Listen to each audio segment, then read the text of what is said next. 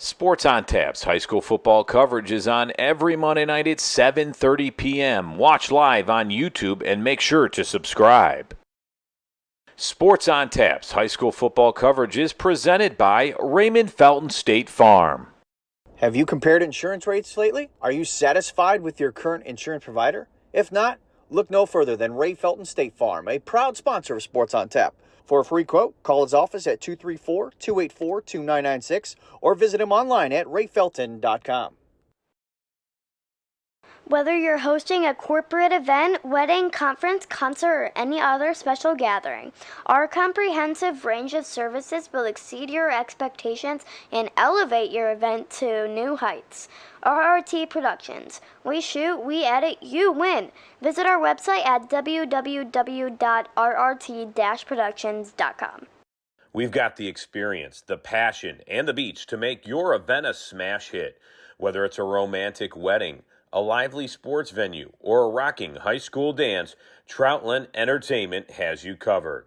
Contact them at 330-414-4261 or email them at troutlandent@gmail.com. That's troutlandent@gmail.com.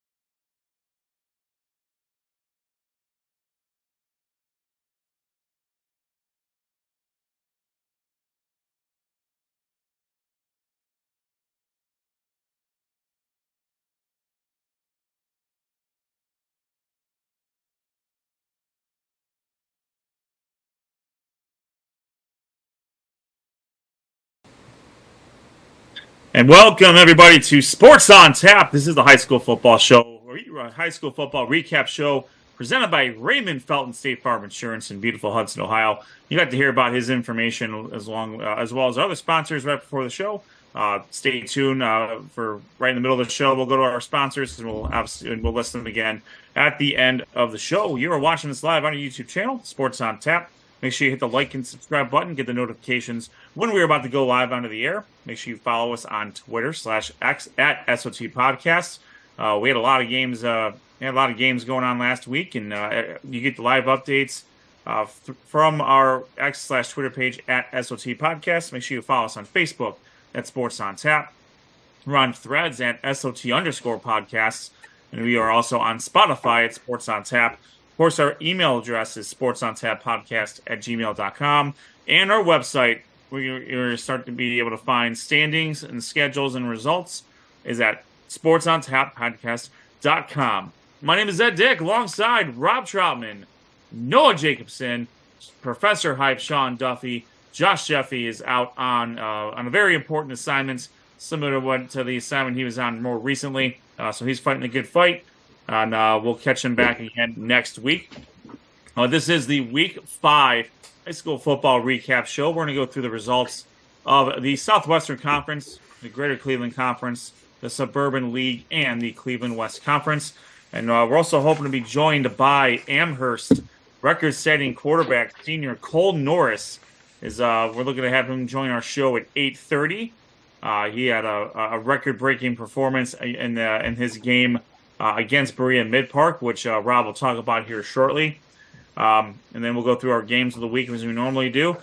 Make sure you follow us on Twitter and at our website. Our Power 10 poll is going to officially be up every week going forward until the end of the regular season.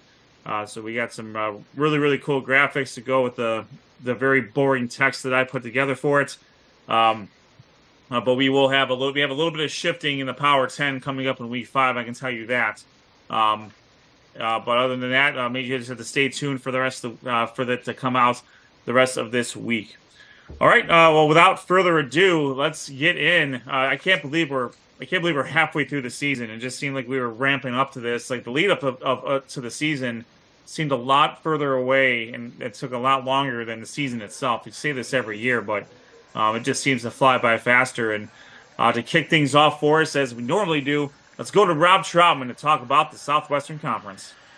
All right, thanks, Ed. Appreciate that. And, yeah, it was exciting in the Southwestern Conference. What we're going to do is we're going to have our game of the week last, and Sean will tag team that game with me as North Ridgeville traveled to Avon. But first, let's go to Olmsted Falls. They traveled to Elyria, and the Bulldogs, they weren't too happy with their Week 4 loss to North Ridgeville, and it showed against Elyria here. They jumped out to a 35-0 lead by halftime, thanks to scores from quarterback Jimmy Rossell. He scored twice in this game. Logan Connolly scored, Owen Singleton, Brennan Hearns, and Grant Rabernicki scored for the Bulldogs there. They held the Pioneers to 170 yards of total offense. And Olmsted Falls in this game with a big win, 42-0. Olmsted Falls now improves to 4-1 as Elyria falls to 0-5 on the night. Now this next game, you want to talk about scoring. Defense was definitely optional in this game as they scored over 100 points between the two teams in this game. And the Titans of Berea Mid-Park would host Amherst in this game. Amherst undefeated. Berea Mid-Park had a 1-3 record, and the Titans, they would score first, but missed the PAT as their offense, we know they can score. Berea Mid-Park has had many close games this year, so their record really doesn't show how good they are. But Amherst, they would score the next 3 touchdowns, and they led in this one 20-7 before Berea Mid-Park would come back and actually tie this game at 20. And then the Comets, they would strike again, and it was wide receiver Cale Charles. He would catch a 12-yard pass from quarterback Cole Norris. It was 27-20 at half, Amherst would lead. Amherst's offense, they really couldn't be stopped in this game. 505 yards of total offense in this game, and I want to give credit to the Chronicle Telegram. They have great write-ups and really good stats. I get them a lot from the coaches in emails, but when I don't get certain stats, I go there to look for statistics and individual stats. And the stats were just eye-popping in this game. 505 yards of total offense for Amherst. And this guy, and our guest coming up at 8:30, quarterback Cole Norris, he accounted for 6 touchdowns in this game, 3 passing, 3 rushing touchdowns. Norris in this game, and you don't see this too often, 346 yards passing. He rushed for another 95 yards. Amherst was up 60-34 before the Titans would score once more. The Comets stay undefeated with a 60-41 win over Berea Mid-Park. Amherst now 5-0 on the year as Berea Mid-Park. They fall to 1-4. All right, Midview. They traveled to Avon Lake, a tough place to play. But this game, it looked like it could get out of hand pretty early as Midview. They jumped out to a 17-3 lead in this game.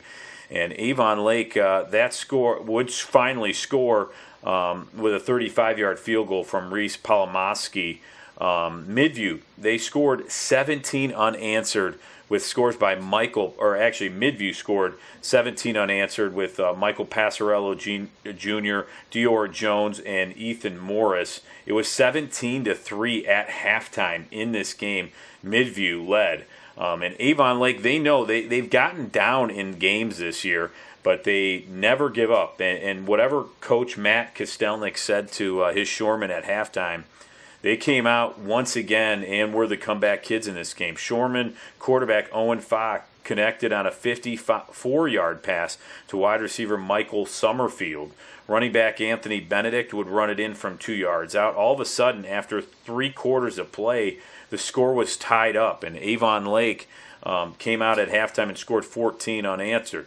Only one more score in this game, and it was a difference maker. Running back Anthony Benedict for Avon Lake would score again, run it in for a touchdown, and Avon Lake, who trailed 17-3 in this game, gets the Southwestern Conference win 24-17, handing Midview another loss. They're 3-2. Avon Lake, back-to-back weeks with big comebacks, and they get the 24-17 win. They improve to 3-2. Now, Sean can help me on this. He was at this game, and it was North Ridgeville versus Avon. And, North Ridgeville coming off a huge win against Olmsted Falls, and they looked dominating in that game. So coming out in this game, I thought this game could be close. And both teams, they came out playing Avon and showed that they were still up at the top of the SWC. They started off, Sean, with an Owen Warwick 42-yard field goal, and it was only 3-0 after one quarter.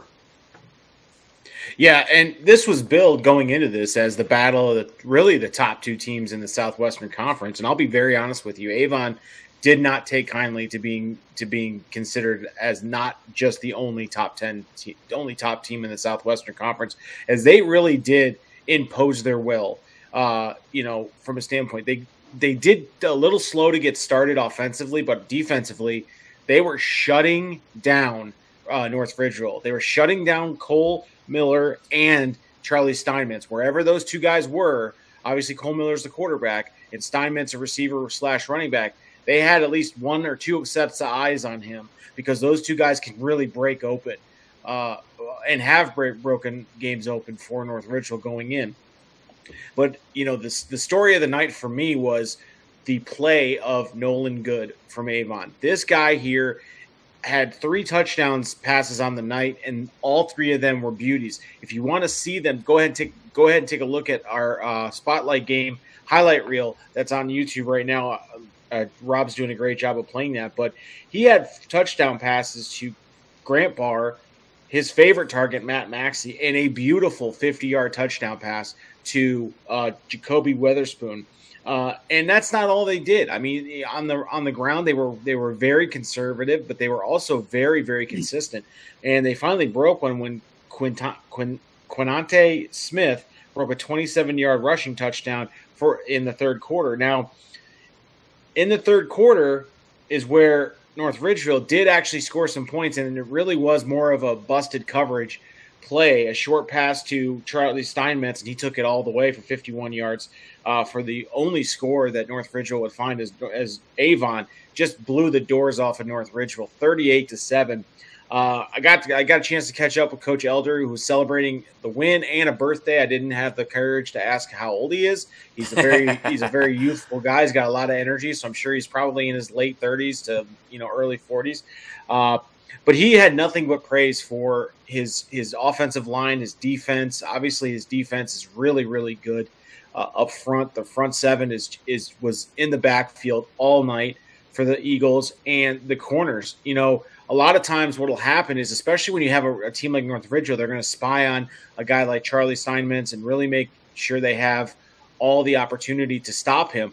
But they really did there wasn't any sort of bracketing coverage. There was some safety help there, but it really was one-on-one. And I think a lot of the Avon secondary guys, whoever was assigned to guard them, and it was rotating. At some points it was Jacob Witherspoon. And then at other points it was other guys in that defensive backfield. Whoever was lined up on Charlie Steinmetz, they made it their mission to ensure that he didn't break one open. He did finally break one open. He did get a score in the night, but it was kind of a busted coverage, one of those pick plays, a slant pattern, and again, Charlie Steinmetz is a great player. He's going to make plays, and when you have that happen.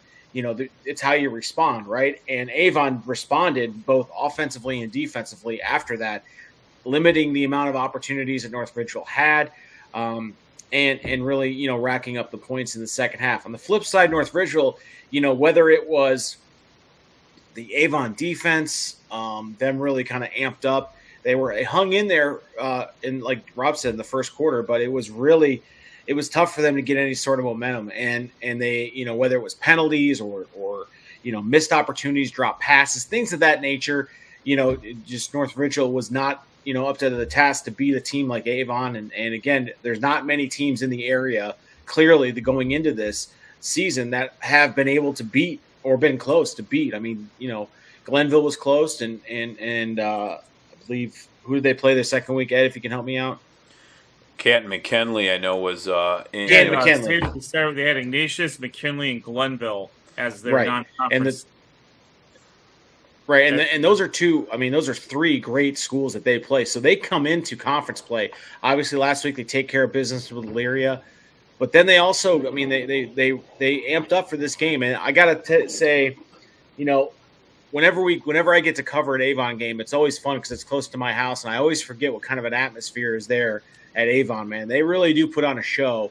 They had the black jerseys on that night, and they were really, it was their Hall of Fame weekend. They did a great job, but Avon was just too much for North Ridgeville, and North Ridgeville is one of those teams that's trending in the right direction. But again, we talk about this all the time. All roads at this point lead through Avon in this conference, and until Avon is dethroned, and I know Avon Lakes is always there, and Olmsted Falls is always there, but North Ridgeville has the talent, and I think they need to take that next step. But Avon is a bigger mountain to climb than most people. That program, start to finish, top to bottom, is good, and they have good players. They have a great community support behind them, and they have probably one of the best coaches in the area in Mike Elder, and he was nice enough to sit down and talk with me quickly after that. He's kind of looking to get out of there, but thanks to him for taking a minute and talking with me. But it was a fun night, Rob, and obviously Avon does what Avon does. They take care of business at home.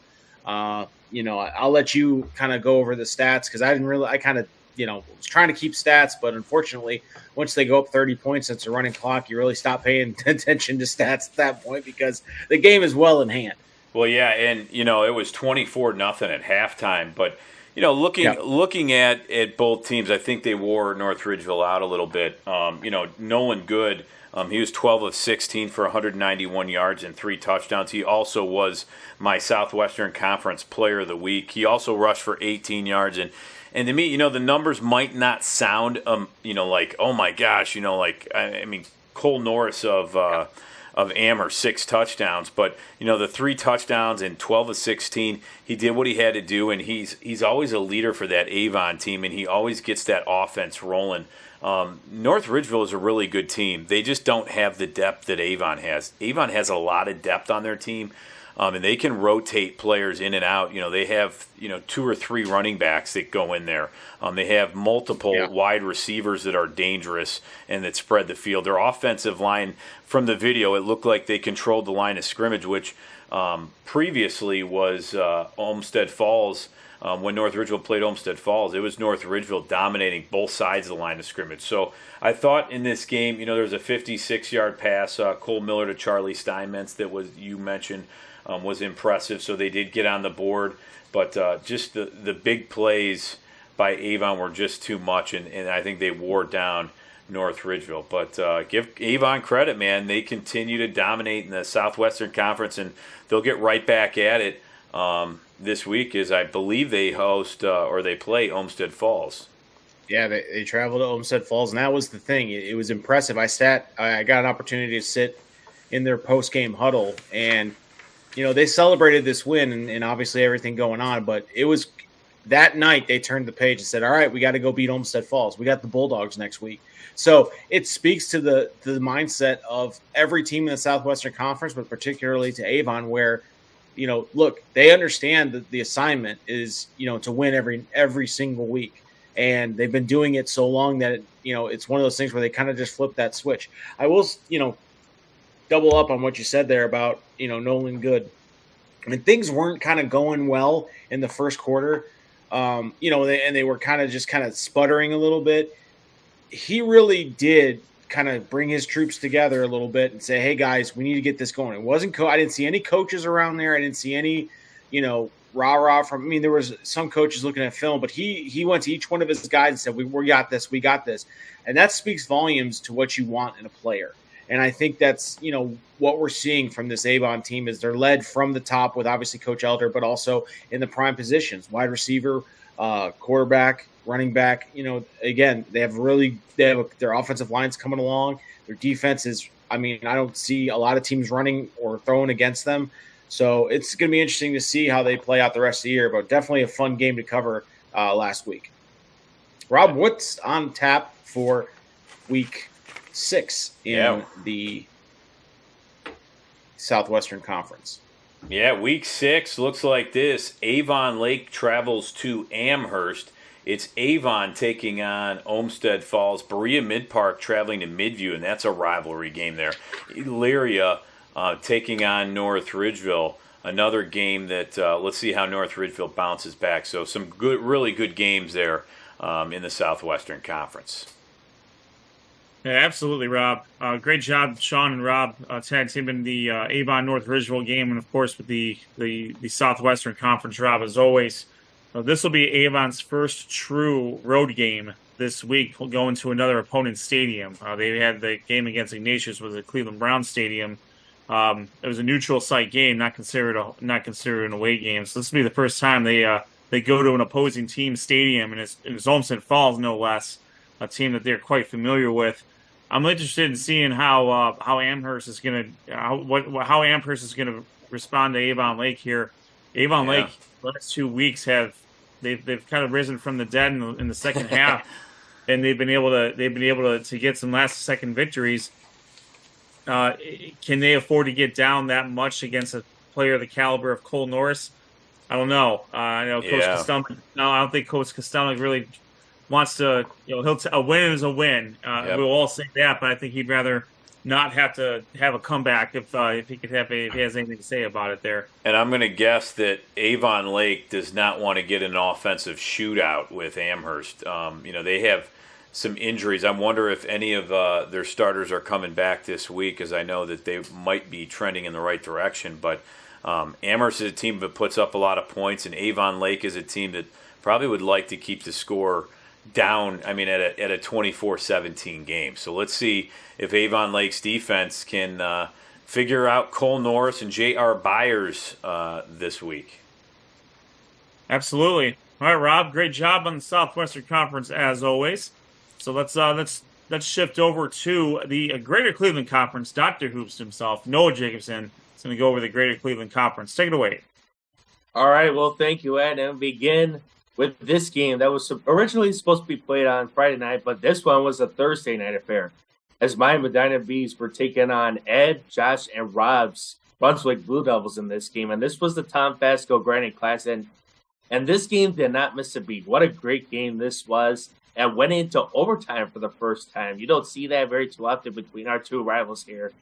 But Brunswick finally get the Tom Fasco Granite Classic trophy in this one, as they would take a 27-21 win in overtime. Brunswick quarterback Sean Barnett was 15-26 for 181 yards. Brunswick running back Eli Nichols had a touchdown in this game. Brunswick running back Cooper Neal had 10 carries for 66 yards and 2 touchdowns. He also did have the game-winning touchdown in overtime to seal the deal for the win. Wide receiver Cohen Eastside had 4 catches for 61 yards. Medina quarterback Casey Diallo was 10 of 27 for 85 yards and a touchdown. Wide receiver Brian Wutcher had 4 catches for 111 yards and 2 touchdowns. And then Brunswick linebacker Colin Kavulik had a pick 6 in this game. Medina running back Cooper Josefic had 13 carries for 45 yards and a touchdown, which really led Medina to 14-7 in this game. But the biggest story for Medina was because they had a backup quarterback named Beckett Brogan had to come into the game with 1:28 left to go in the game. And he threw an 80-yard touchdown pass to Brian Wutcher to tie the game at 21 apiece when Casey Diallo was benched after throwing 3 interceptions. You don't see that happen too often. And an 80-yard touchdown would really seal the deal to tie the game at 21 apiece. But really, it was Brunswick who would get this one done in overtime, 27-21 over Medina. That would give Cole Carter his first win as head coach of the Brunswick Blue Devils. Congratulations to him on his first victory, as Brunswick will move on to 1-4, 1-1 in conference play. Medina drops to 1-4, also 0-2 in conference play. And then moving on to the next game, Shaker Heights was traveling to Benedictine in this game. And a game was played in this one, as Benedictine would take this one 39-7 over Shaker Heights. Quinn Malone, though, had a 79-yard touchdown pass to Cornell Beard, but Benedictine was able to get this win 39-7, as the Bengals will move on to 4-1. Shaker Heights drops to 2-3. And then moving on, Strunsville was traveling down to Euclid, and another game was played. And to start off the game for Strunsville, Austin Atkins had a 36-yard pick 6 to begin the game. And then Storm Miller had a 15-yard touchdown. Running back Sam DeMonke had a 4-yard touchdown. And then Nolan Beard had the touchdown pass to Austin Miller for 19 yards. And then Connor Jerry had a fumble recovery for a touchdown. And then Tofek Derry had a 15-yard touchdown. But really give credit to Strunsville's defense. They really had 4 turnovers to seal the deal in this game against Euclid to preserve a 49-0 shutout over the Euclid Panthers. Strunsville moves to 2-3, 1-0 in conference play. Euclid drops to 2-3, 1-1 in conference play. And then this was really a game of the week in the GCC. The Cleveland Heights Tigers were traveling to Menard to take on the Cardinals, and this was a game that was in a double overtime last year, but Menard would get their revenge in this one as they would get a 35-27 win over Cleveland Heights. Quarterback Scotty Fox for Menard was 16-23 for 266 yards and 3 touchdowns. He also did have 6 carries for 37 yards and a touchdown. Running back Jackson Farley had 23 carries for 149 yards and 2 touchdowns. He also did have a receiving touchdown in this game. And then Menard, they would get 3 of their first 4 drives into touchdown in the first half, totaling 213 yards. What an impressive offense for Menard so far. And then for Cleveland Heights, Marquise Theodore Davis, he was back from injury after missing several weeks due to his injury. And what a debut to come back. He had 32 carries for 339 yards and 2 touchdowns. He had runs of 80, 50, 23, and 23 yards. And he also did have a 26 yard receiving score in this game. What a welcome back from Marquise Davis after an injury. And then Amir Atkins had a touchdown for Cleveland Heights. And give Cleveland Heights a lot of credit, even though they lost in this one. They accounted for 450 total yards, and they also had 411 rushing yards in this one. But the job was not enough, as Menor would get their revenge in this game as they would beat the Tigers 35-27. Menor stays undefeated at 5-0. They go to 2-0 in conference play. Cleveland Heights drops to 2-3, 1-1 in conference play. And then moving forward in our Greater Cleveland Conference, Week 6 schedule already. Brunswick will be traveling to Shaker Heights. Cleveland Heights will be traveling to Strongville. Medina will be traveling to Euclid. And River Ranch in Michigan will be traveling to Menor. The Greater Cleveland Conference, Week 5, Player of the Week is Cleveland Heights running back Marquise Davis. He had 32 carries for 339 yards and 2 touchdowns and a receiving touchdown in this game. But what a great performance from him coming back from an injury, even though they didn't get the loss, as he had a great performance in this game for my GCC Player of the Week. And that is the Week 5 recap of the Greater Cleveland Conference and the Week 6 schedule in the Greater Cleveland Conference. Hey, Noah, great job there. I can tell you, it's great to see Marquise Davis back on the field and doing what he does. We've been used to seeing him dominate for the last few years, and the last few weeks he hasn't been able to contribute as much as he's wanted to, because he hasn't been healthy. And we saw in Menor, more importantly, Menor saw firsthand what a healthy Marquise Davis can do. This year, they happen to have the firepower to counteract that obviously with Scotty Fox and his core of receivers there. Menor right now, I mean, they're taking away the conference aspect of it. They're 3 games clear of everybody in the conference right now. Just straight looking at overall records, and arguably their 2 toughest teams that they've had to deal with the last few years, they've beaten them in Medina and Cleveland Heights. Not to say that some of these other teams can't give them a game, because that's certainly not the case. But Menor is they're on right now. They're operating on a whole nother level than that of the rest of the conference. Noah. Yeah, definitely, and that's been the play of Scotty Fox. I mean, what a great year he's having to do his senior year, and his running back Jackson Farley and his 2 wide receivers. I said it before the season, the dynamic duo of Justin Hodge and Austin Van Huss.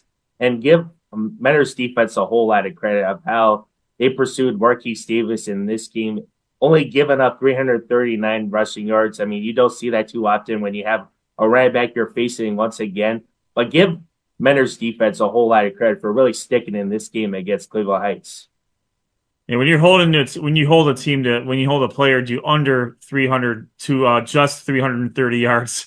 That's almost absurd to say and think about, but that's we know that Marquise Davis can bust out at any moment in time there. Okay, all right, let's explain this. All right, so Eddie has a book called "I Need a New Butt." Oh, man, there's fart noises. There's a game that goes along with this that his aunt got him. Free plug right there.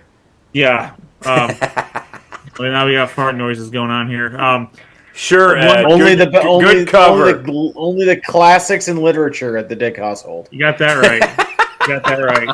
Hey, listen, we'd be remiss to not obviously not congratulate Coach Carter and the Brunswick Blue Devils. Absolutely. It's been a long time. It's been a rough year so far, and obviously all the hijinks that went on in the Cleveland Heights game. You could tell that they just needed a break to go their way, and with all due respect to Medina, this is one that Brunswick needed to have just as much as they did, and you think that with the schedule coming up, Shaker Heights, Euclid, those games are not going to be easy by any stretch of the imagination. But having played Cleveland Heights very tough, defeating Medina, and they can build some momentum up before they take on a very tough stretch with Mentor and Walsh Jesuit. Luckily, they both come to Brunswick, but that really hasn't stopped Mentor from demolishing teams. They had no problem going on the road and taking care of business. And Walsh is just they're on a roll right now too. And obviously the big rivalry game against the Ville later in the season. All right, Noah, great job on the Greater Cleveland Conference as always. We are going to shift over to the Suburban League. You got the Natty and the American conferences going there with Josh out on assignment. This is going to be the Sean Duffy power 20 minutes or however long it's going to take him to get through it. And, so take a deep breath and get ready for it, Sean. Here we go. The Suburban League with Sean Duffy. Well, thank you, Ed, and as always, here to help out the team. I'm doing double duty. I'm handling both the National and the America division. So let's jump right into it, starting with the National, the Natty division, as I've been instructed to call it. As we start with Hudson hosting Twinsburg, and guys, has Hudson found their stride? Winners of 3 straight, led by running back and SOT guest Reno Furry, who rushed for a game-high 136 yards and 3 touchdowns in a 35-0 victory over Twinsburg. Quarterback Nathan Judy for the Explorers was 7 of 10 passing with 85 yards and 2 interceptions, but he also added 77 yards on the ground and a touchdown of his own. Louis Casternian led the Explorers with 3 receptions for 30 yards, and he also was a leader on defense with 2 picks in the game. For the Tigers, quarterback Joey Pollock returned to action for the struggling Tigers, and he did go 11 of 24 for 115 yards, but he did throw an interception in the game. Since their Week 2 win over Copley, guys, Twinsburg has only scored 10 points while giving up 90 to the opposing teams. That's not a recipe for success. As Hudson improves to 3-2. They are 2-0 in the conference with a 35-0 victory over Twinsburg. Twinsburg falls to 2-3. They are 0-2 in the Natty. Next up on the show, we have Nordonia traveling in to take on North Royalton, and the Knights continue to keep it rolling with another solid effort led by their running game. They rushed for 218 yards as a team, and they were led by Rocco DiLorenzo, who ran for 57 yards on 10 carries and scoring 2 touchdowns. Ben Chesser added 55 yards on the ground, in addition to being 9 of 14 for 131 yards and a touchdown to Owen Smotek. Kylan Osbe, Liam Counts, and Josh Shell also scored for the Knights in this game as they get a 46-13 victory.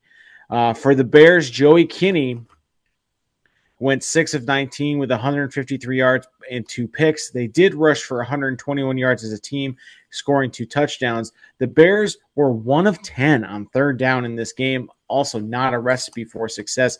Again, the final score in this one, Nordonia 46, North Royalton 13. Nordonia improves to 5-0. They are 2-0 in the Natty, whereas North Royalton falls to 1-4, and they are 1-1 in conference play. Wadsworth traveled to Brecksville to take on the Bees of Brecksville.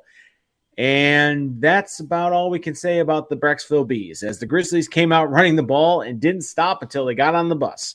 Gavin Madigan and Cooper Gregg both combined for 338 yards total and 7 touchdowns in this game. It was on the ground, and they were not putting this through the air. Madigan totaled 156 yards with 4 touchdowns. Gray, 124 yards with 3 touchdowns. 1 week after throwing for 327 yards, Bryson Howell was an efficient 14 of 20 with 169 yards and a touchdown pass to Jack McNeil. Kicker Ryan Dinwiddie moved into first place in Medina County history for career extra points with 156. Jacob Edervich led the Bees with 109 yards rushing and to score. 80 yards came on 1 play.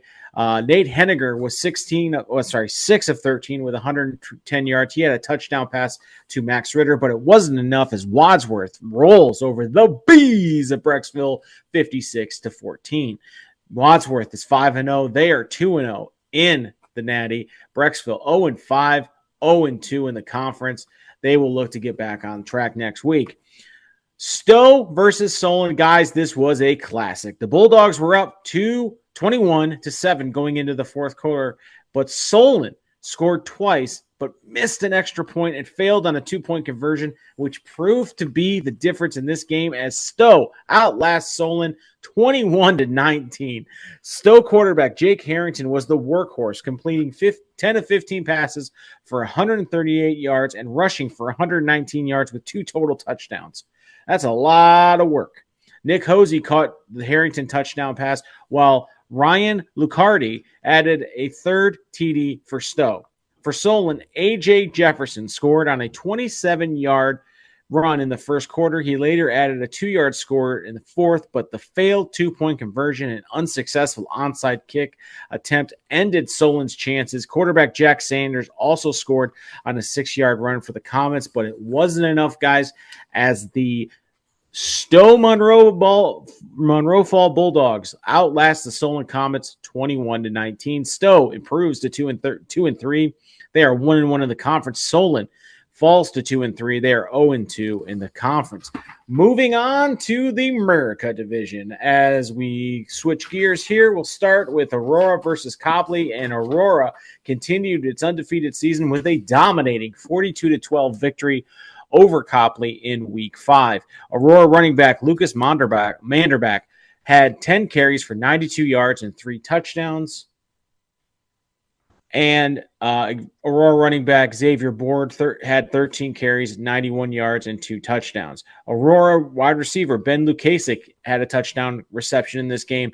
Copley was able to score in this, but Copley's running back Tony Cox did have a rushing touchdown. And Copley quarterback Gabe Manziel had 1 passing touchdown to Scooby Stanford. Aurora's defense held Copley to 30 yards total in this rushing in this game. And that, if you take that away from Copley, the rushing game away from Copley, they really don't have a lot behind that, as Copley falls to Aurora 49-12. Aurora 5-0, 2-0 in the America Division. Copley 1-4. They are 0-2 in the conference. Barberton gets off the schneid with a 17-30 victory over the Kent Roosevelt Rough Riders in Week 5. Magic's running back Sam Wright had two rushing touchdowns in the win, and Magic's kicker Blake Leary would also lend a hand with a field goal late in the game to put the game really out of reach. Kent Roosevelt only managed 3 points in the game, as Barberton's defense was able to hem in a very, very potent Rough Riders defense, as we saw last week against Cuyahoga Falls. Again, Barberton wins 17-3. Barberton is 1-4. They are 1-1 in the conference. Kent Roosevelt falls to 2-3. They are 1-1 in the conference as well.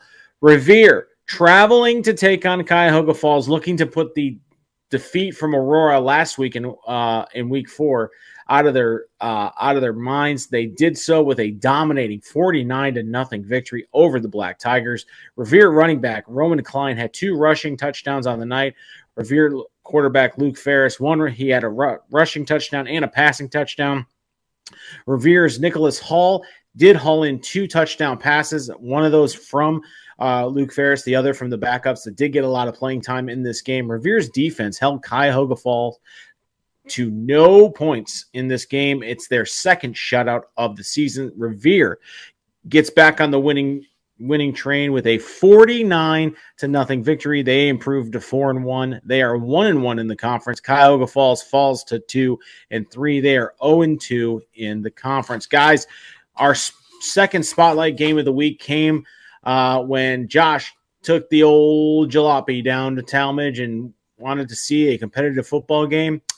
That he did not see, as the one word he had to describe this game was Highland versus Talmadge, and it was shocking, as the Hornets came out on fire and never looked back. The Hornets scored 21 points in the first quarter and 21 points in the second quarter. That was all the points that needed to be scored for the entirety of the game, as the final score was 49-0. Guys, you notice a trend that 49 is a very popular number in the American Division, and with the exception of the Barberton Kent Roosevelt score, each of the winning teams were 1, road teams, 2, scored 49 points.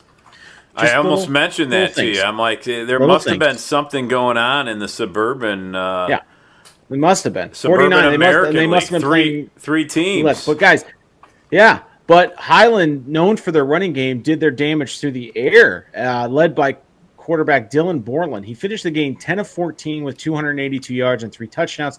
He also kicked in for a rushing touchdown. Casey Miser, the perennial weekly, this guy could be a player of the week nominee every single week. And believe me, it's a discussion that Josh and I have pretty much every week is, what did Casey Miser do? And can we put something else? And let me tell you this right now, we're starting to run out of reasons not to give Casey Miser his flowers. But he did run the ball 8 times for 36 yards and 2 touchdowns. He had a touchdown reception of 54 yards and 51 yards. Luke Berkmeyer also had a 65-yard touchdown reception. Evan Faust finished the game scoring with a 3-yard touchdown just before the end of the first half. The Blue Devils actually ran 2 more plays on offense than Highland, but only could gain a total of 156 yards total in the game. So that speaks highly to Highland's defense. Quarterback Ryan Lovelace was fighting an uphill battle against the Hornets. He completed the game 10 of 18 for 108 yards and an interception. But guys, we talk about that Highland defense, 5 sacks on the night for the Highland defense. I mean, that's fantastic. The front 7 for that Highland defense is no joke. Robbie Reed led Talmadge with 3 receptions for 32 yards. Darren Clark led Talmadge in rushing with 20 yards and 3 attempts. But, guys, it just wasn't enough. They ran into Highland. Highland's a buzzsaw. As Highland improves to 5-0, they are 2-0 in the conference. Talmadge, it falls to 3-2. I believe they are 1-1 in the conference as they fall 49-0 in our Spotlight Game of the Week. The Suburban League Player of the Week nominee, we did have a discussion. Josh and I did have a discussion. We decided to give it to Highland quarterback Dylan Borla, 10 of 14, 282 yards. Yes, 3 touchdowns overall, 2 pass, 1 rushing touchdown.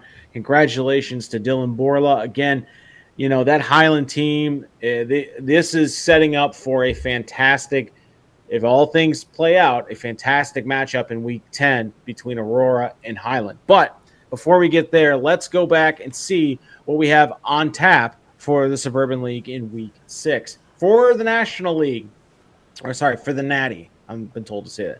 The Bees travel to take on Stowe Monroe Falls. Hudson travels in to take on Wadsworth. Twinsburg will travel to take on Nordonia. And this week we have 2 non-conference games in the Natty Division. North Royalton travels to take on Padua. Solon will travel to take on Warren Harding. For the Murica Division, let's go here. We have Aurora traveling to continue their winning streak against Cuyahoga Falls. Highland, again, to continue their winning streak against Barberton. Copley travels to Kent Roosevelt, and Revere and Talmadge will lock horns in Week 6. Guys, that's all I got. That's all I can talk about in the Suburban League. I'm running out. I got papers everywhere. Wait, you're not doing you're not doing the Cleveland West? Listen. Just do it all. I could do it. I could do it all. You're right. I could. I could do it all. But no, that's all I got for the Suburban League, nice. And I'm happy to do it because Josh is, as Ed mentioned, Josh is out fighting the good fight. That's right. But he needs to get back and pick up some of his slack. Sean needs a glass of milk right now. No kidding. The work he put in, maybe some chocolate milk, as how he used to refer to some workhorse players in years past. The Natty, right now the Natty, Hudson, as you mentioned, they're sneaking up. They're starting to put it together, win some games. Reno Ferry has been an absolute monster. Maybe coincidentally, since he's been on our show, I really doubt that, being that he's a coach's son. He's a coach's son. He's been around football his whole life, and I don't think it's a surprise that even as a sophomore, he's making the impact that he is. But we're starting to get back to the point where Hudson, Nordonia, and Wadsworth are the class of the Natty. On the opposite side, where Sean resides, Aurora and Highland. That's all roads are leading to that game to determine that conference championship. And even beyond that, though, there's some good periphery. There's some good secondary games there. I don't really call them secondary, just as from a tier perspective. Take, for example, Revere and Talmadge. We'll see how good Revere is against a Talmadge team that's given them fits over the last few years. Rivera's been building the momentum. They snuck into the playoffs last year, and now they're able. We'll see if they're able to. You going to bed? Yeah. Okay. Good night, Lord. Yeah, and to pick up right on that, you're right. I think if you look at, obviously, from the American division, you look at the best game or the most intriguing game this week. I think you're right there. Revere versus Talmadge. Those two teams are that next rung down from Highland and Aurora, which really Highland and Aurora are the two runaway teams, and those two are on a collision course coming in week 10, and unless something crazy happens, and again it could, because that's how the American sets up. I think the Natty is actually one of the more interesting conferences, because there's legitimately 3, possibly 4 teams that could be right there. We're only 2 weeks into the conference play, and right now Wadsworth, Nordonia, really good teams, top tier teams. But Hudson may have found something here, and you may not want to give us credit, but I'm going to take all the credit we can get. Since Reno Ferry's been on Sports on Tap, the Hudson Explorers have won every game. You're welcome.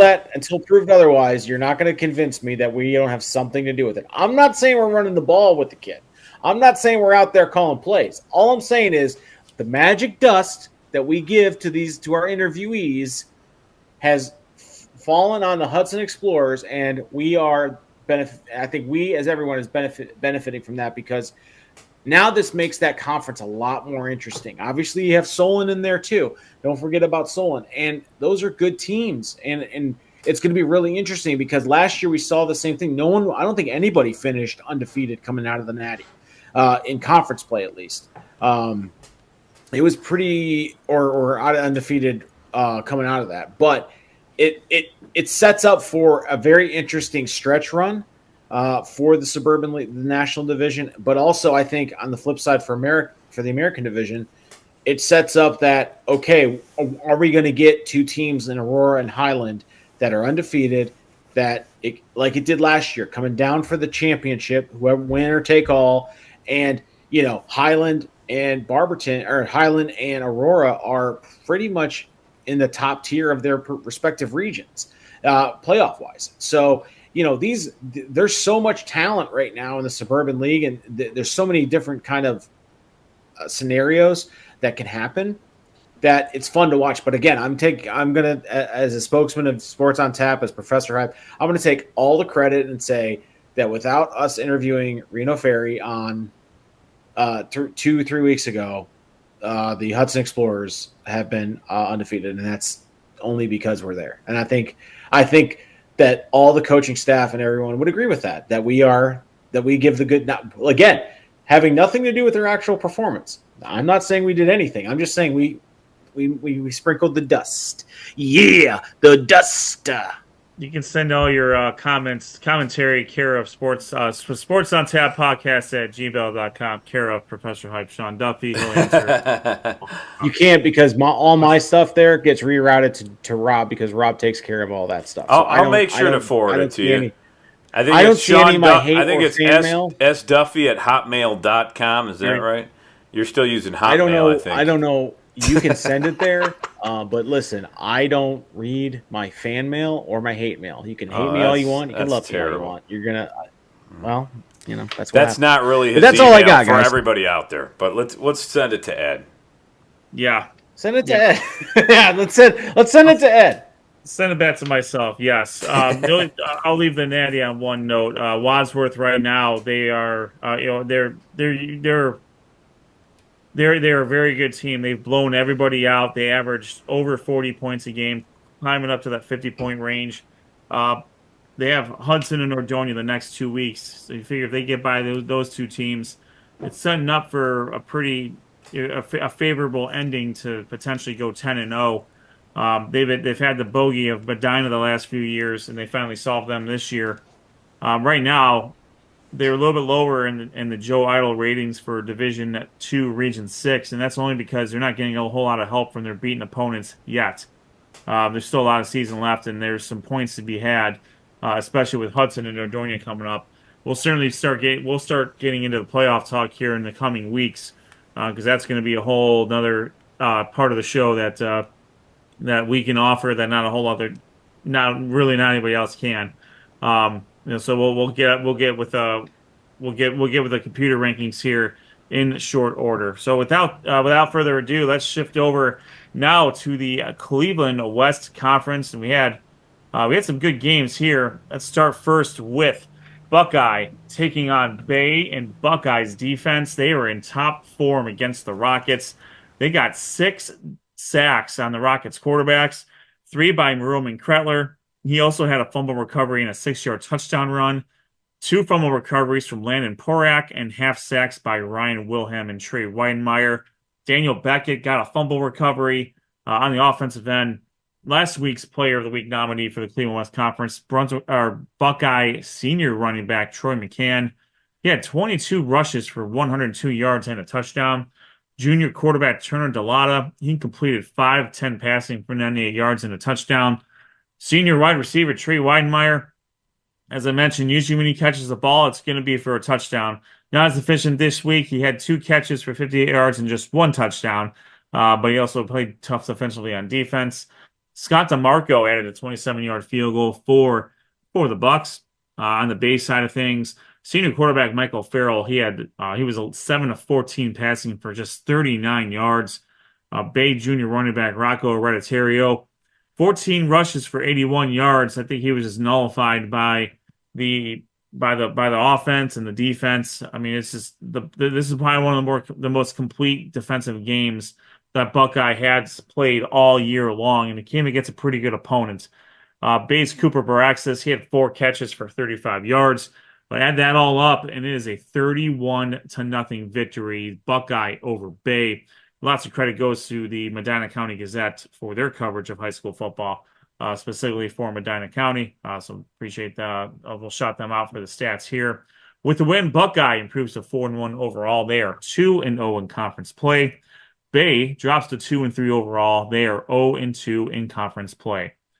All right, Rocky River and Lakewood. This was the installment of the Battle of the Bridge, and this started great for Lakewood. Senior quarterback Avery Holt found senior wide receiver Jalen Chappell for a 65-yard touchdown.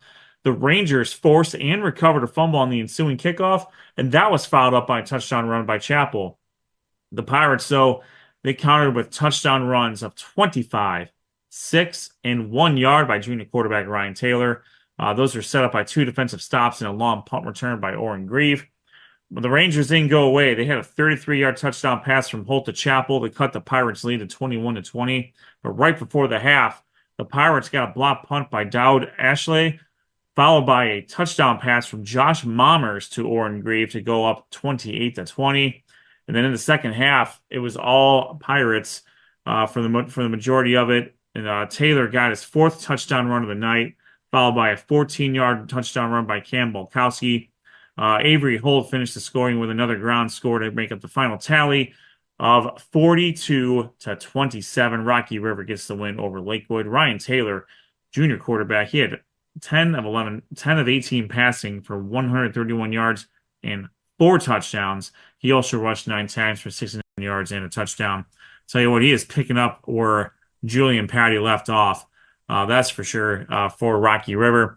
With the win, the Pirates improved to 4-1 overall. They are 2-0 in conference play. Lakewood, there she is. Lakewood drops to 3-2 overall. They are 1-1 in conference play.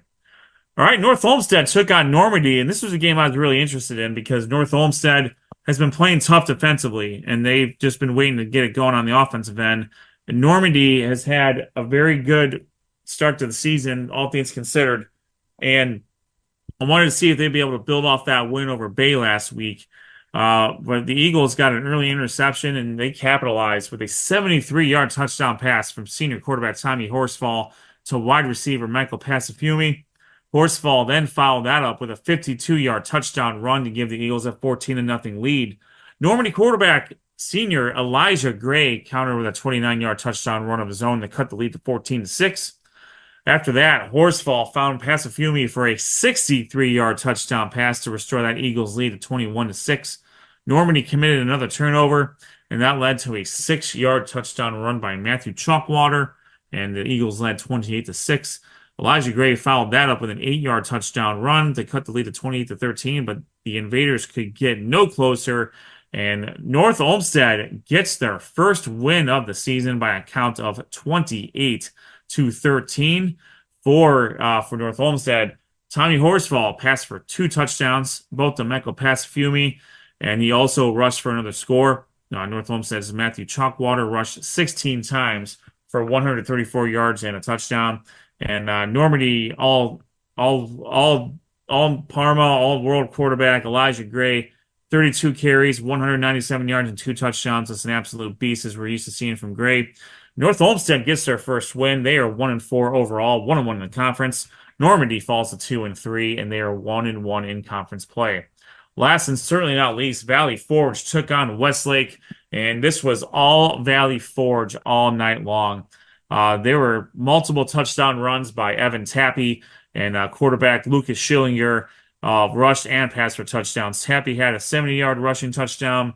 He caught a 34-yard touchdown pass from Schillinger. Schillinger had a 15-yard touchdown run.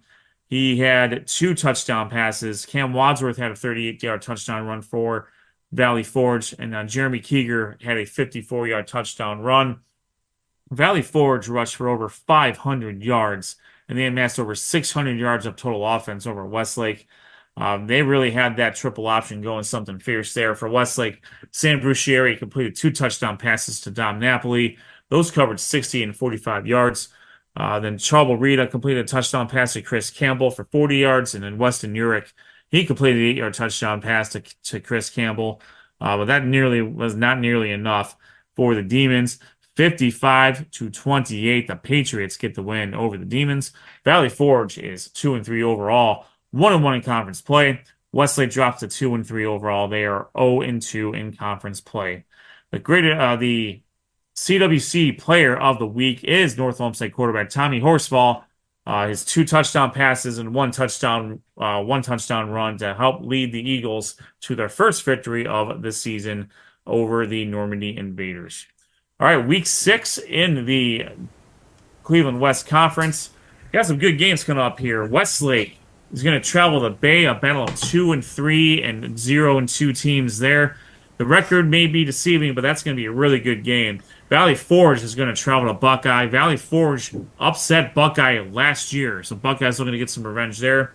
Lakewood travels to North Olmsted. We'll see if Avery Holt and Jalen Chappell can continue their connection against a very tough North Olmsted defense. And then Rocky River is going to travel to Byersfield to take on Normandy.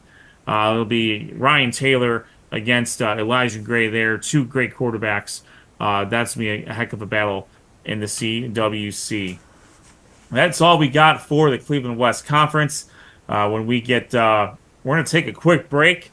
When we come back, we'll see if we have Cole Norris on the air, and if we don't, for one reason or another, we will shift. We'll shift right to our Raymond Felton State Farm Insurance Player of the Week poll, and then we'll talk about where we are going next this coming week for Week 6.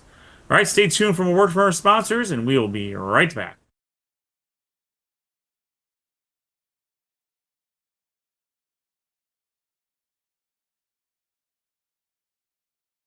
Sports on Tap's high school football coverage is on every Monday night at 7:30 p.m. Watch live on YouTube and make sure to subscribe. Sports on Tap's high school football coverage is presented by Raymond Felton State Farm. Have you compared insurance rates lately? Are you satisfied with your current insurance provider? If not, look no further than Ray Felton State Farm, a proud sponsor of Sports on Tap. For a free quote, call his office at 234-284-2996 or visit him online at rayfelton.com. Whether you're hosting a corporate event, wedding, conference, concert, or any other special gathering, our comprehensive range of services will exceed your expectations and elevate your event to new heights. RRT Productions. We shoot, we edit, you win. Visit our website at www.rrt-productions.com. We've got the experience, the passion, and the beach to make your event a smash hit. Whether it's a romantic wedding, a lively sports venue, or a rocking high school dance, Troutland Entertainment has you covered. Contact them at 330-414-4261 or email them at troutlandent@gmail.com. That's troutlandent@gmail.com.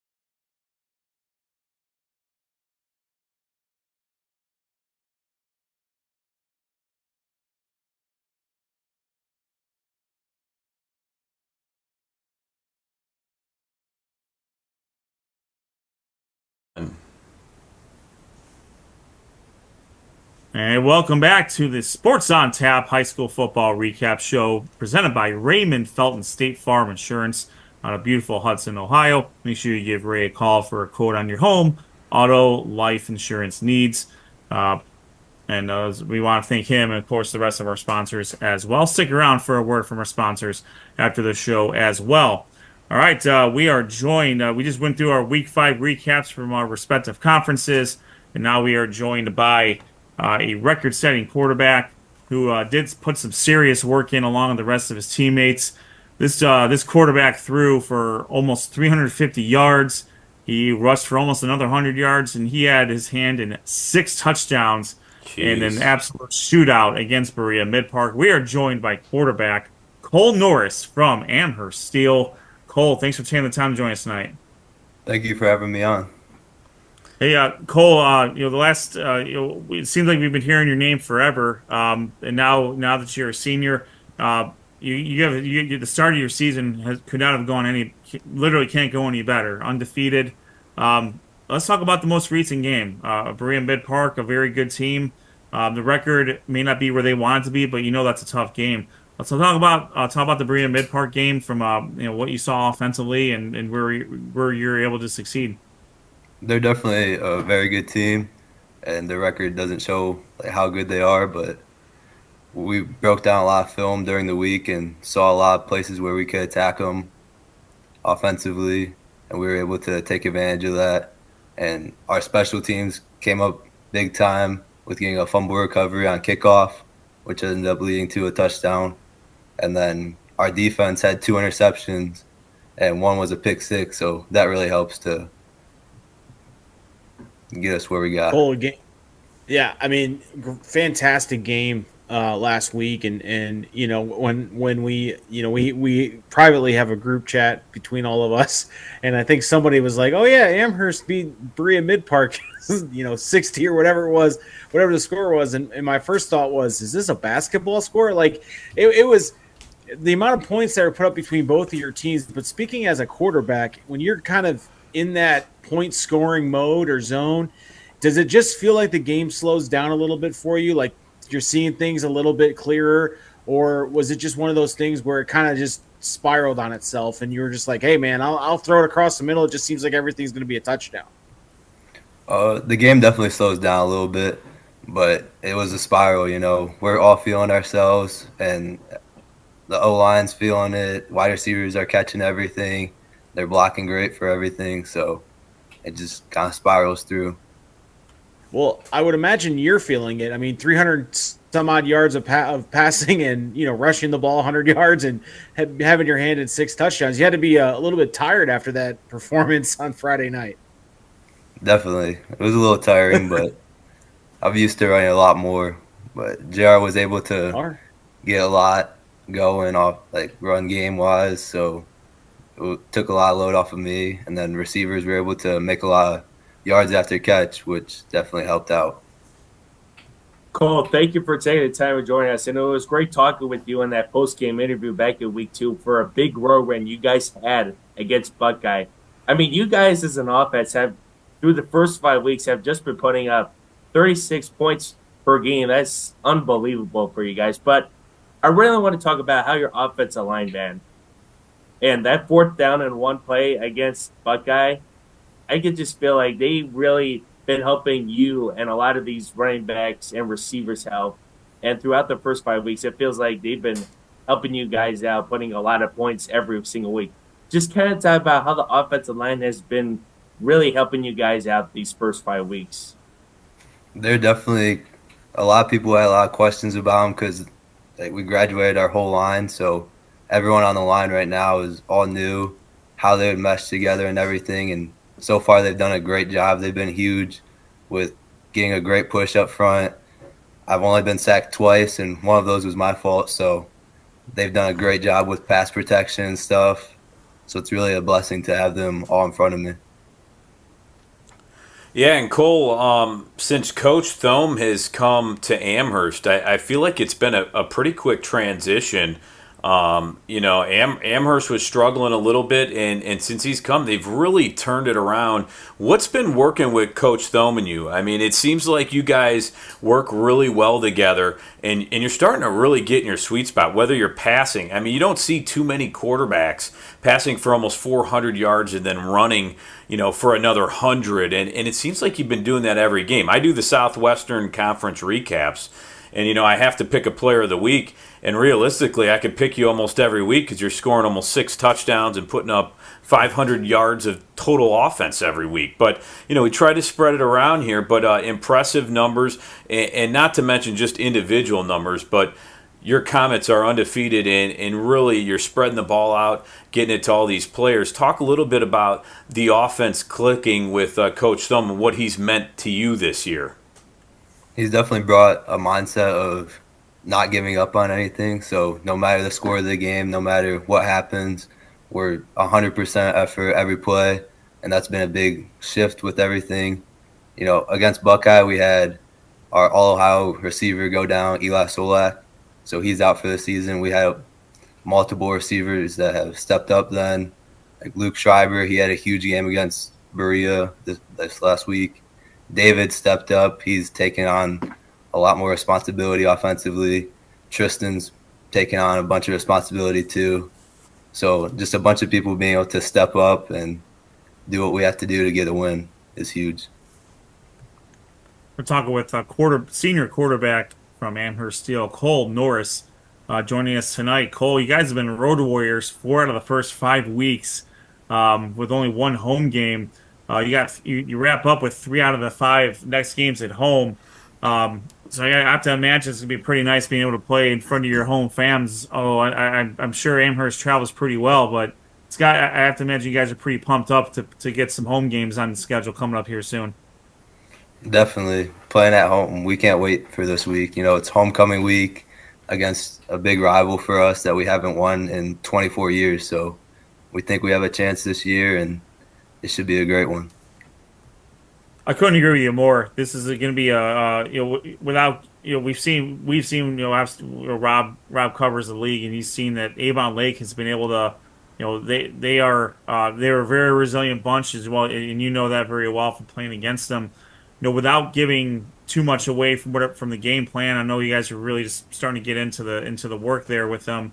What are some of the things that Avon Lake does well that you guys are really meant to prepare for? They're definitely well coached. They'll do their assignment. They're everywhere. They all swarm to the ball. Their special teams is really great, and offensively, they've had a lot of people step up with injuries that have gone down. So it's definitely going to be a 4-quarter battle between them. Now, Cole, how tired are you after some of these games? I mean, when you're passing the ball for 400 yards and then you're running just as much, and I mean, there's been some games I've seen you run for 20 times or 15 times, something like that. I mean, how tired are you after a game like this? And I mean, you got to obviously be in pretty darn good shape if you're running the ball, you're passing, you're all over the field. I mean, a lot of ice is probably needed on Saturdays, right? Yeah, there's definitely a lot of ice. Our trainer's great, so he's helped me a lot.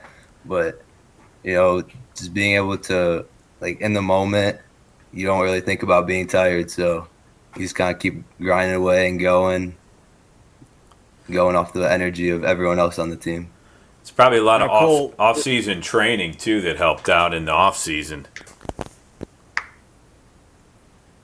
Yeah. Yeah. Yeah, I was just gonna say Rob and I and Ed, we're and Noah, but Noah's a young buck, kind of like yourself. But the majority of us on this show are 40-year-olds that think we're 20, think we're teenagers, and remember what it was like. And now the thought of going 100 yards on the ground or throwing 100 yards makes me want to have to lay down and take a nap. And I know I could speak probably for Rob. He's 112 years old, and Ed, he was, Ed's probably he's a natural athlete. I mean, let's be honest. But it's just it's insane when you look at these numbers. A question I wanted to ask you was, obviously you're a senior quarterback and you work on your craft. What's been the one thing that or one or a couple things that you came into this season really wanting to focus on from a quarterback standpoint? Was it mechanics? Was it leadership? What were some of the things you and Coach Thome spoke about in the offseason coming into this particular season?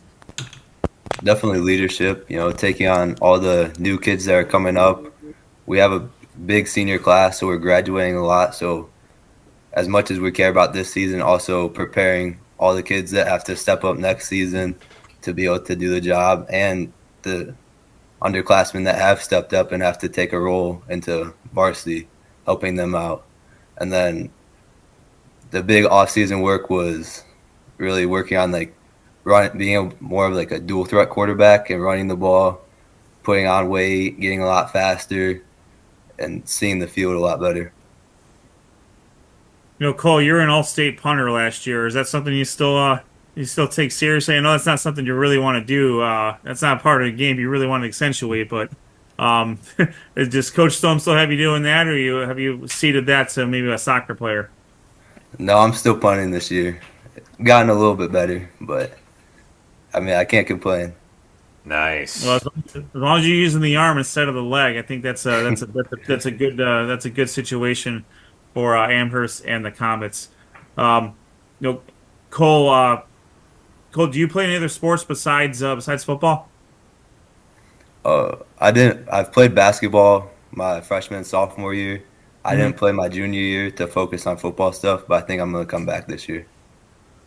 Oh man, I'm sure the basketball coach loves to hear that. Very good. Well, Cole, we know you got some preparations going on here for Avon Lake. So we'll let you get to it. We appreciate the time. Best of luck to you for the rest of the season, and we'll certainly see how check in with you and the rest of the Comets as the season progresses. Appreciate it, and have a great game, and good luck this week. Thank you. Thanks, Cole. Thanks, Cole.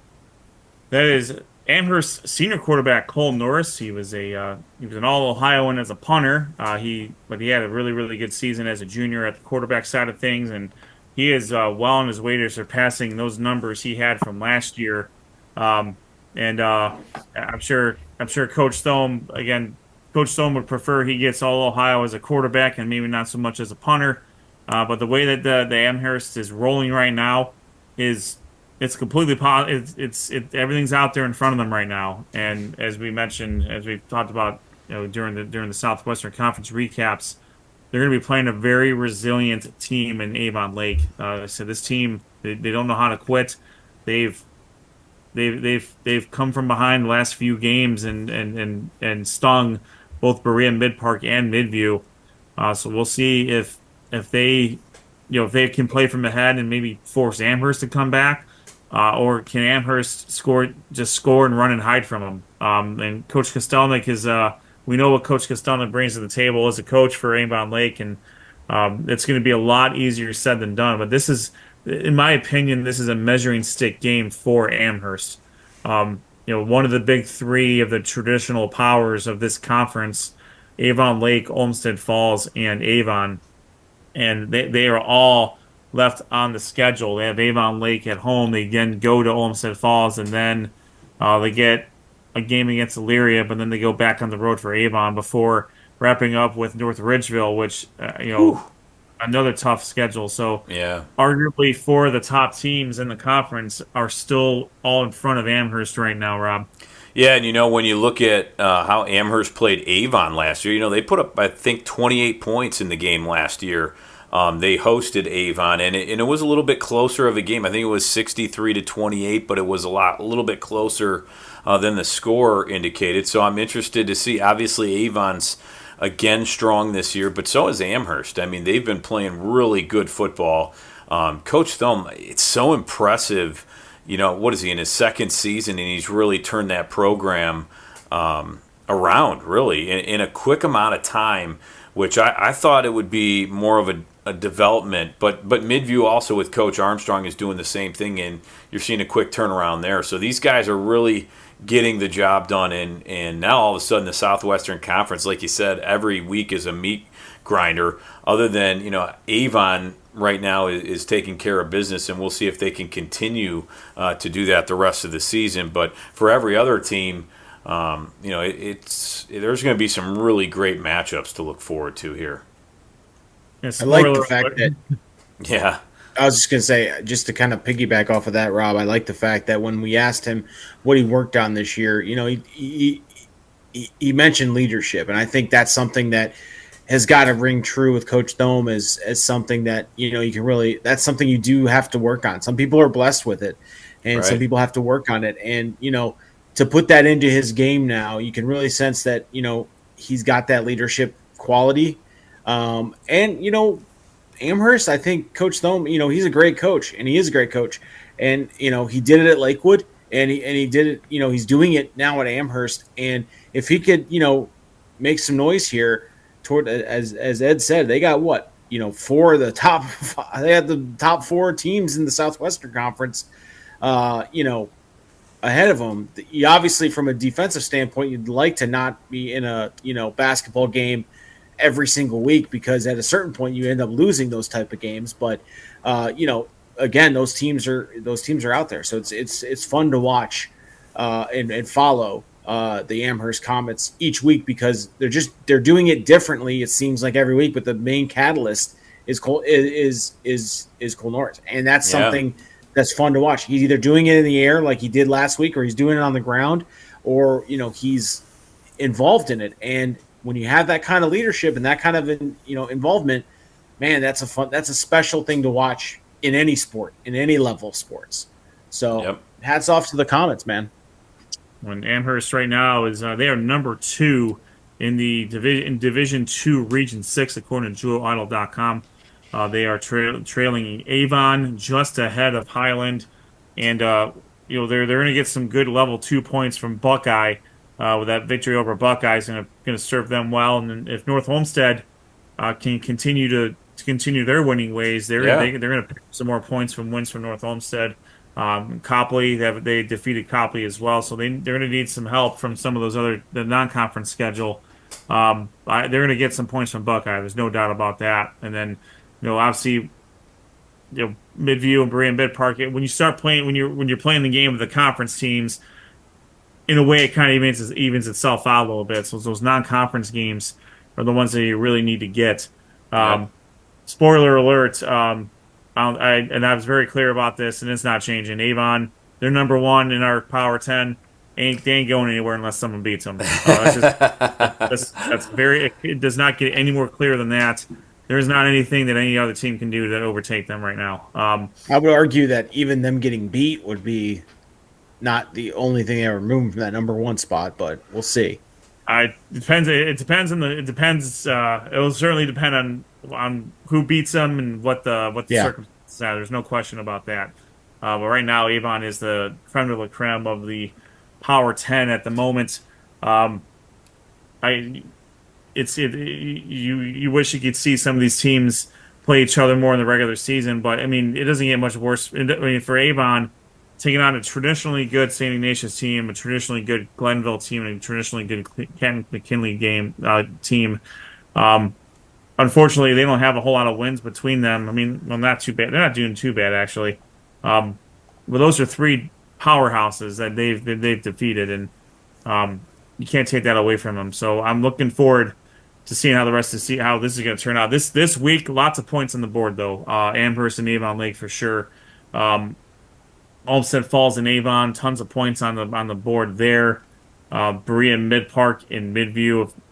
Berea Mid Park can get right back into the thick of things in Division One, Region One with the victory over Midview, and Elyria. See if they can get a win. If they can scratch a win out in one of these last 5 games, they have a chance of making the playoffs in Division One, Region One. They just need a little bit of help. All right, let's shift over to the Raymond Felton State Farm Insurance Player of the Week contest. Josh usually helps us out with this one.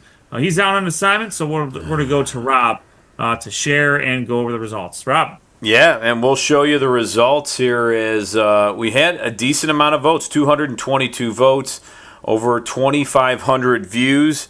And here it is, the winner of the Raymond Felton State Farm Player of the Week goes to Dylan Borla of Highland, 40.1% of the votes. Tommy Horsfall of North Olmsted with 23.4%. Nolan Good, the quarterback of Avon, 22.6%.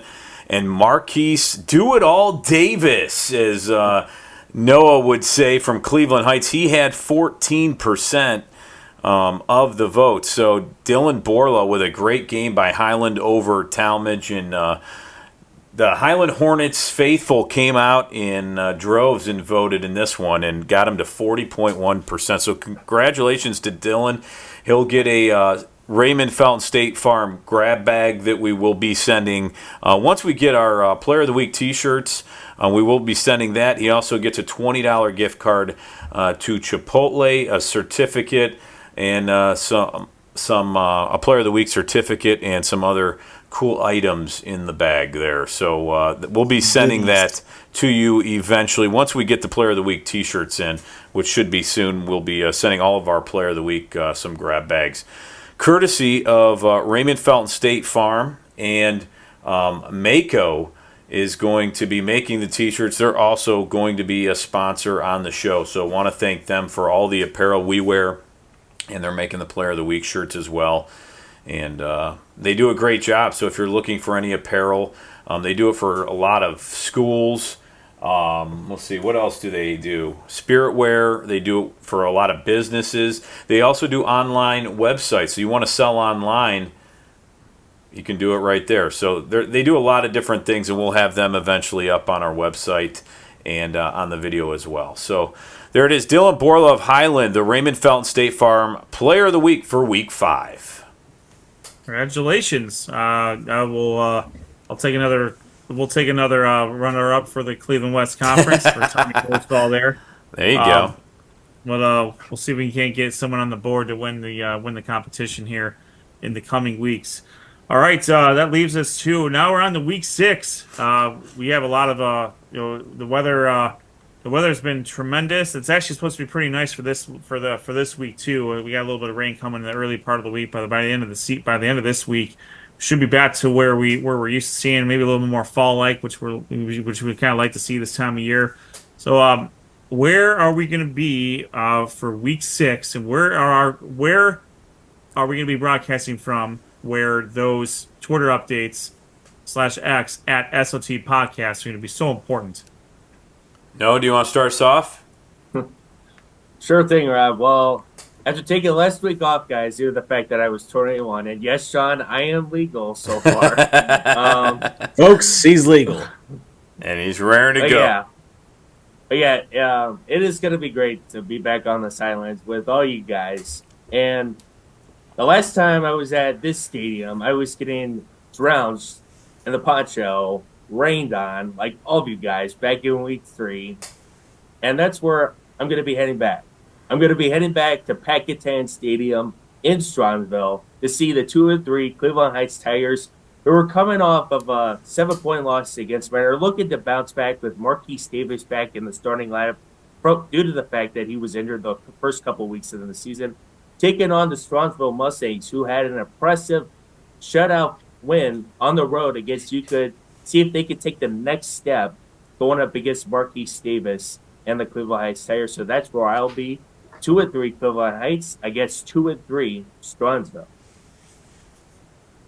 Very nice. All right, and I will be in Amherst. Our guest Cole Norris. I didn't want to spoil it and let him not focus on preparing for Avon Lake, but I will be headed to Amherst, where Avon Lake will go on the road and try to spoil the Comets' homecoming. And the Comets right now at 5-0, Avon Lake 3-2, and Avon Lake's on a little bit of a hot streak, coming back in both games. They're a tough team, and they've played really well this season. I think they're starting to get some players back that have been injured. We'll see on that. But I think this could be a really good game. So I will be traveling to Amherst as Amherst hosts the Avon Lake Shoremen. And I know Josh, he's not here, but he also will be covering a game. And Ed, I believe it's in your Cleveland West Conference. Yes, sir. He will be going to Bay Village to see Westlake take on the Bay. Both teams are 2-3 overall, both searching for their first conference win. So we'll see the combination of senior quarterback Michael Farrell and junior running back Rocco Hereditario and Charlie Rogers.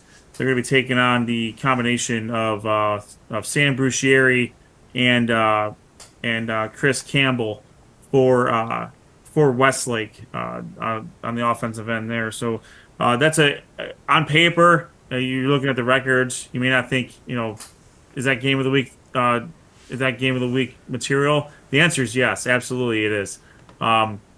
These two teams are they're pretty close in proximity, and there's points on the line here. From here on out, every game is important. Doesn't matter what the records are. This could be, you win a game here, it could be the catalyst for future wins in the conference. The Cleveland West Conference is pretty wide open, I would say. I will say that Rocky River and Buckeye are probably going to end up separating themselves a little bit here. But I said that last year about Buckeye, and Valley Forge upset them, and that's what's going on this week between Valley Forge and Buckeye. So I'll be more than willing to eat crow like I did last year, that game. But this game's going to be a really good game. Bay runs a pretty traditional spread rushing offense.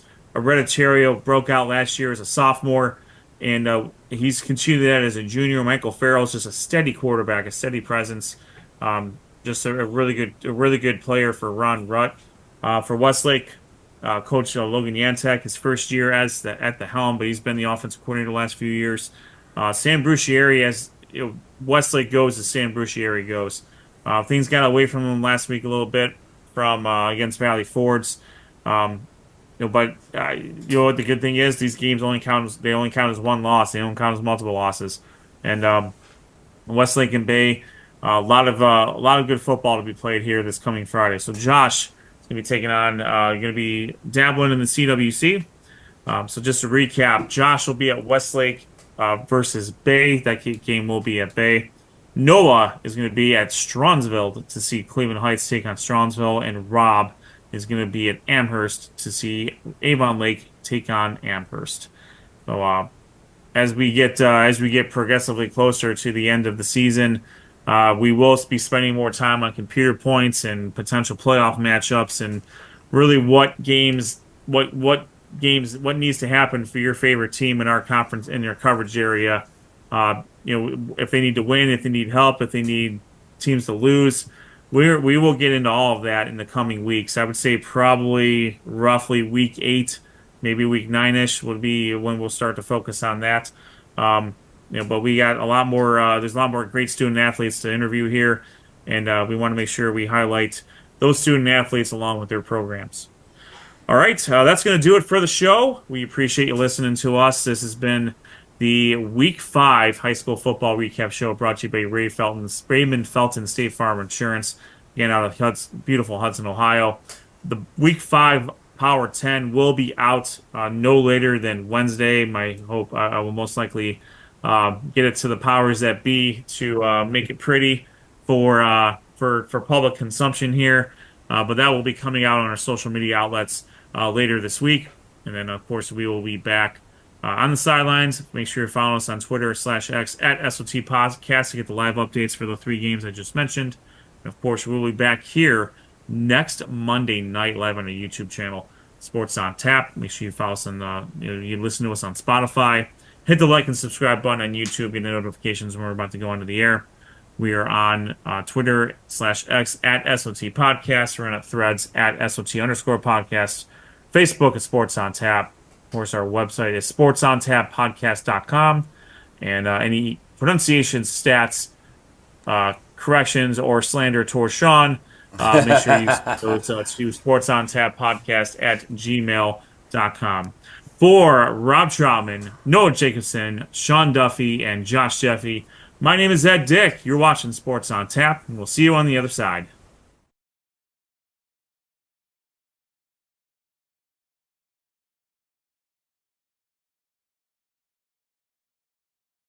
Sports on Tap's high school football coverage is on every Monday night at 7:30 p.m. Watch live on YouTube and make sure to subscribe. Sports on Tap's high school football coverage is presented by Raymond Felton State Farm. Have you compared insurance rates lately? Are you satisfied with your current insurance provider? If not, look no further than Ray Felton State Farm, a proud sponsor of Sports on Tap. For a free quote, call his office at 234-284-2996 or visit him online at rayfelton.com. Whether you're hosting a corporate event, wedding, conference, concert, or any other special gathering, our comprehensive range of services will exceed your expectations and elevate your event to new heights. RRT Productions. We shoot, we edit, you win. Visit our website at www.rrt-productions.com. We've got the experience, the passion, and the beach to make your event a smash hit. Whether it's a romantic wedding, a lively sports venue, or a rocking high school dance, Troutland Entertainment has you covered. Contact them at 330-414-4261 or email them at troutlandent@gmail.com. That's troutlandent@gmail.com.